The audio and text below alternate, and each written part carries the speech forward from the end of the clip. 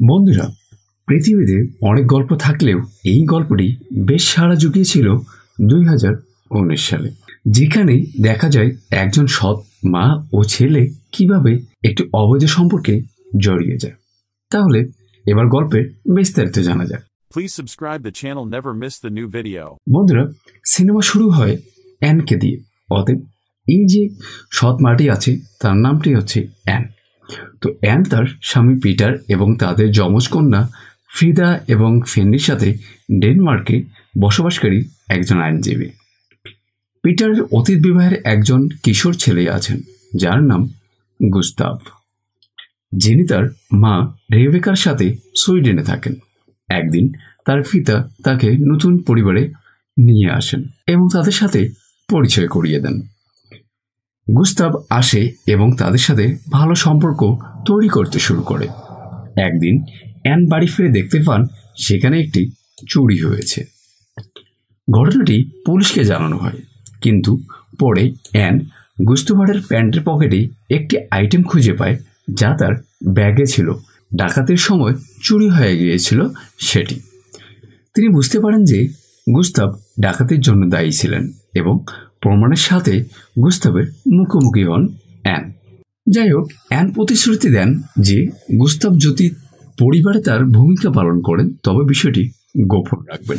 তারপর থেকে গুস্তাভ প্রফুল্লভাবে পরিবারকে উপভোগ করতে শুরু করেন। উদাহরণস্বরূপ, তিনি যমজ মেয়েদের জন্য এলিসের অ্যাডভেঞ্চার ইন ওয়ান্ডারল্যান্ডের ডেনিশ সংকলনটি উচ্চস্বরে পড়ে শোনান, যা নিজেও মাঝে মাঝে করতেন তার বাচ্চাদের জন্য। তো এভাবেই সময় চলতে থাকে। এক রাতে গুস্তাভ তার এক বান্ধবীকে বাড়িতে নিয়ে আসে। সে তাকে অ্যানের সাথে পরিচয় করিয়ে দেয়। রাতে অ্যান তাদের শব্দ শুনতে পান এবং এতে বিরক্তি ফিল করেন। পিটার এবং অ্যান তাদের বারান্দায় অতিথিদের আপ্যায়ন করেন, কিন্তু অ্যান গুস্তাভকে একটি বাড়ি নিয়ে যান যেখানে তিনি তাকে চুম্বন করেন এবং একে অপরের দিকে খুব আশ্চর্য হয়েই তাকান। এরপর রাতে সে তার শয়নকক্ষে প্রবেশ করে এবং তাদের মধ্যে দারুণ কাজকর্ম হয়। দুজনের মধ্যে গোপনে প্রেমের সম্পর্ক তৈরি হয়। তারপরের দিন গুস্তাভ একটি টেপ রেকর্ডার দিয়ে অ্যানের সাক্ষাৎকার নেন। তাকে তার প্রথম গোপন সম্পর্ক সহ বিভিন্ন প্রশ্ন জিজ্ঞাসা করেন। অ্যান বলেছেন এটি এমন একজনের সাথে ছিল যার সাথে এটি থাকা মোটেও উচিত নয়। অ্যান এটি কার ছিল সে সম্পর্কে বলতে চাচ্ছিলেন না।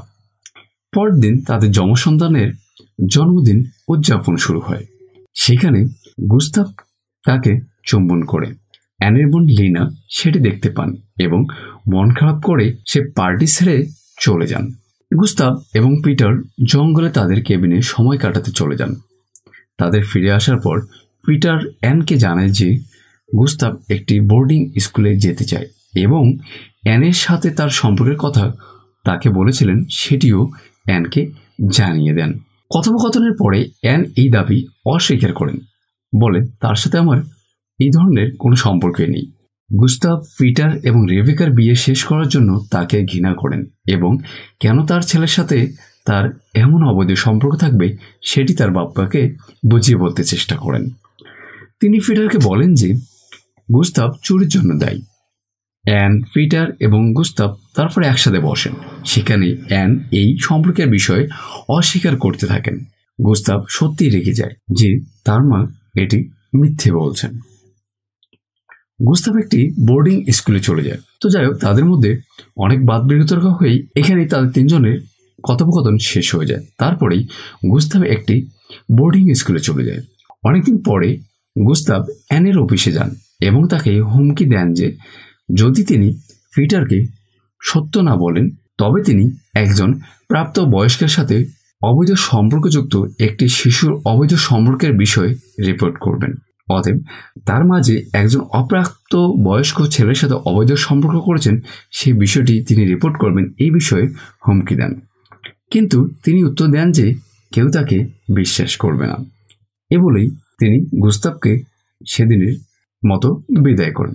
যাই হোক, এরপরে একদিন রাতে সে তার বাবার জন্য রাতে তার বাড়িতে যান এবং বাড়িতে গিয়ে ধাক্কা দেওয়া শুরু করেন, কিন্তু সেখানে অ্যান তাকে প্রত্যাখ্যান করেন এবং বাড়ি থেকে বেরিয়ে যেতে, এখান থেকে চলে যেতে বলে থাকেন। তো সেদিনে সেই গুস্তাভ সেখান থেকে চলে যান। তার কিছুদিন পরেই পিটারকে ডাকা হয় যে গুস্তাভ তার স্কুল থেকে অনুপস্থিত।